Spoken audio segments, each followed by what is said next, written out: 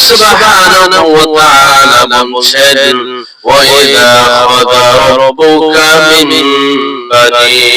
آدَمَ من ظهورهم ذريتهم وأشهدهم على أنفسهم হে রাসূল স্মরণ করুন সেই সময়ের কথা যখন আপনার প্রতিপালক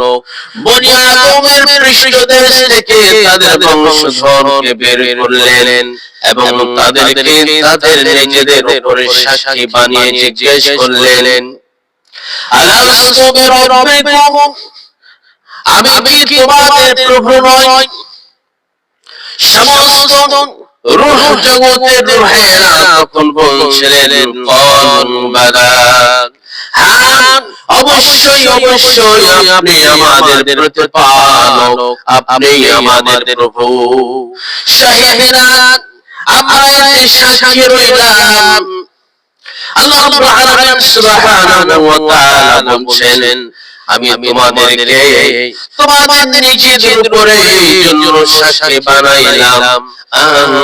তাকুলু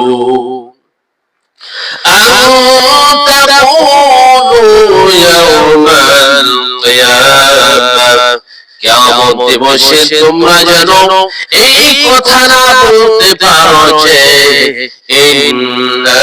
কুন্না আন হাযা গাফিলিন কিয়ামত দিবস যে হবে এই ব্যাপারে আমরা একেবারে অনবহিত ছিলাম